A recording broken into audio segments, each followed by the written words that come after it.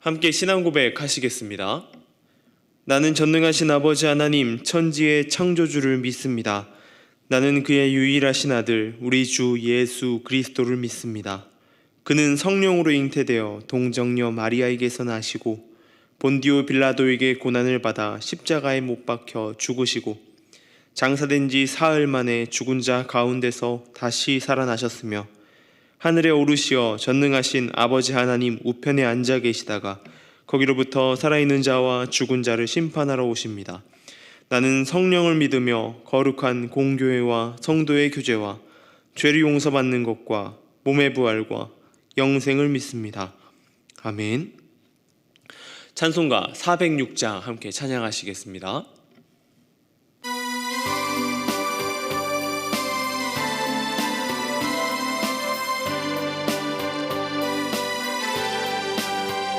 고난 내 영혼 편히 쉴 곳과 풍랑 일어도 안전한 포구 폭풍까지도 다스리시는 주의 영원한 팔 의지해 주의 영원하신 팔 함께 하사 항상 나를 붙드시니 어느 곳에 가든지 요동하지 않음은 주의 팔을 의지함이라. 세상 친구들 나를 버려도 예수 늘 함께 동행함으로 주의 은혜가 충만하리니 주의 영원한 팔 의지해 주의 영원하신 팔 함께 하사 항상 나를 붙드시니 어느 곳에 가든지 요동하지 않음은 주의 팔을 의지함이라. 나의 믿음이 연약해져도 미리 예비한 힘을 주시며 위태할 때도 안보하시는 주의 영원한 팔 의지해 주의 영원하신 팔 함께 하사 항상 나를 붙드시니 어느 곳에 가든지 요동하지 않음은 주의 팔을 의지함이라. 능치 못한 것 주께 없으니 나의 일생을 주께 맡기면 나의 모든 짐 대신 지시는 주의 영원한 팔 의지해 주의 영원하신 팔 함께 하사 항상 나를 붙드시니 어느 곳에 가든지 요동하지 않음은 주의 팔을 의지함이라. 아멘. 오늘 우리 함께 할 말씀은 룻기 4장 18절에서 22절까지의 말씀입니다. 룻기의 가장 마지막 룻기 4장 18절에서 22절까지의 말씀을 제가 봉독해 드리겠습니다. 베레스의 계보는 이러하니라. 베레스는 헤스론을 낳고 헤스론은 람을 낳고 람은 암미나답을 낳았고 암미나답은 나손을 낳았고 나손은 살몬을 낳았고 살몬은 보아스를 낳았고 보아스는 오벳을 낳았고 오벳은 이새를 낳고 이새는 다윗을 낳았더라. 아멘.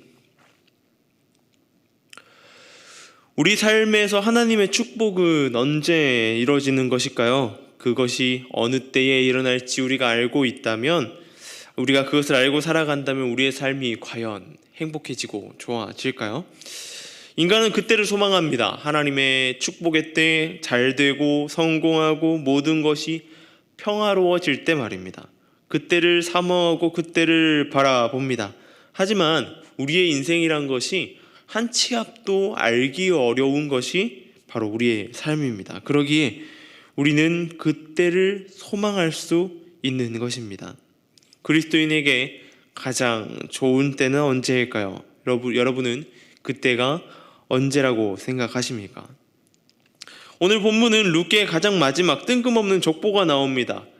유다가 다말에게서 낳은 아들 베레스를 시작으로 다윗에 이르기까지의 족보입니다. 성경에서 가장 지루한 부분이기도 한 이 족보가 많이 나오고 있는 그것을 보고 있으면 더 이상 읽기 싫어진다는 생각도 듭니다. 이 부분은 읽기도 어렵고 난감하기도 합니다. 하지만 이 족보 속에서 알 수 있는 하나님의 은혜가 있다라고 하는 것이죠. 우리는 속된 말로 상놈이라는 말을 하는 사람들을 이렇게 말합니다. 족보도 없는 놈이다 라고 이야기합니다. 우리의 조상이 어떻게 그런 조상 밑에 우리가 있다는 것, 그리고 우리가 어떤 조상이 우리의 조상 된다는 것이 우리에게 중요한 것입니다. 우리나라의 최초의 족보가 1476년도에 만들어졌다고 합니다. 당시에 족보가 없는 사람들이 많이 있었습니다. 그런데 상황 속에서 족보도 사고 팔으면서 나의 신분을 좀 더 좋은 신분으로 만들고자 하는 노력도 있기도 하였습니다. 그만큼 사람들은, 인간이라는 존재는 어떤 부류에 속해야 되고 또한 어떤 조상이 나의 조상이 되는 것이 그 부분이 굉장히 중요하다라고 하는 것입니다. 오늘 본문 속에서 가장 중요하다고 생각되는 인물을 3명 꼽으라고 한다면 저는 베레스, 보아스 그리고 다윗을 꼽을 것 같습니다. 이 3명이 중요한 이유는 바로 긍휼의 결정체이고 그 긍휼의 결과물이기 때문입니다. 제일 먼저 등장하는 야곱의 아들 유다의 아들인 베레스입니다. 그의 어머니는 다말입니다. 이 다말은 유다의 며느리입니다. 이게 조금 상황이 이상하지 않습니까? 아버지는 유다입니다. 시아버지와 며느리 관계이죠. 이들의 관계가 굉장히 복잡합니다.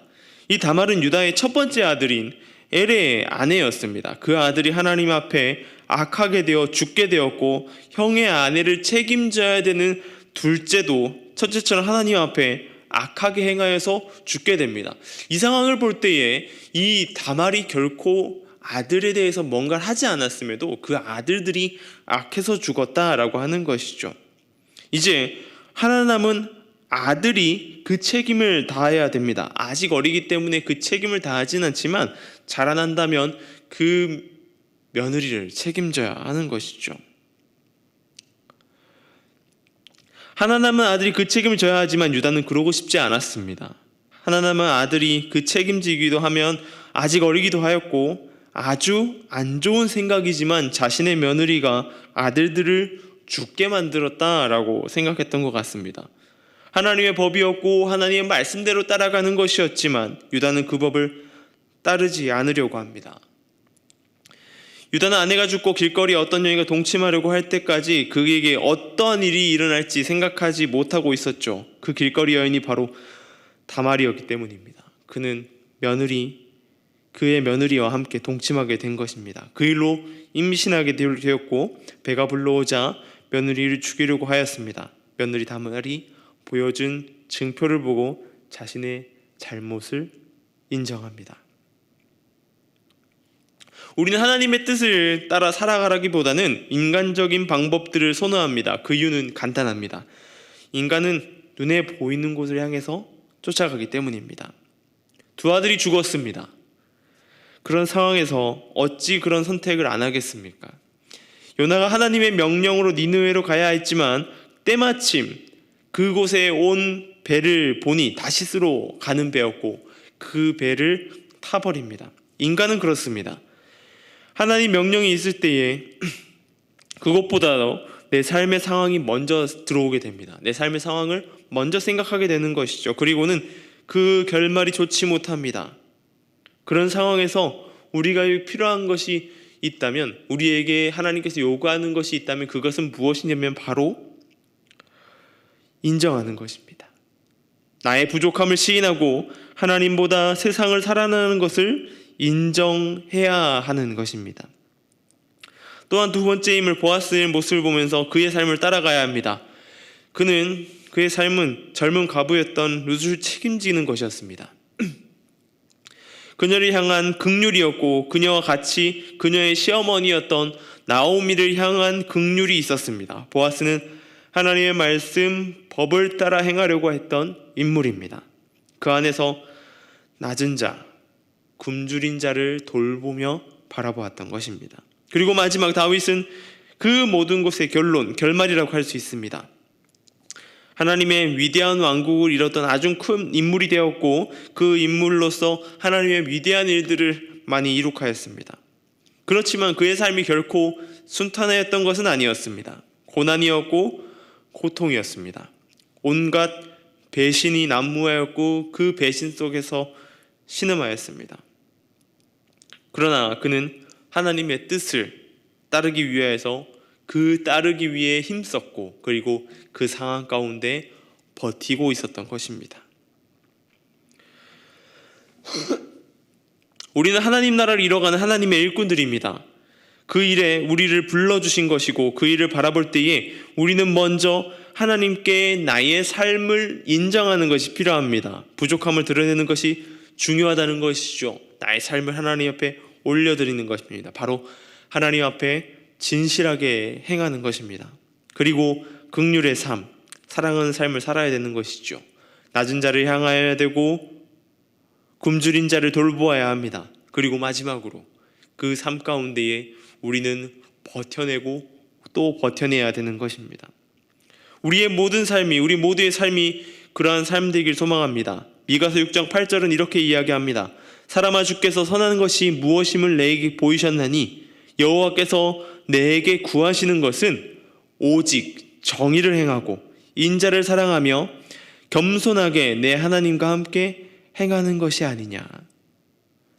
하나님의 뜻에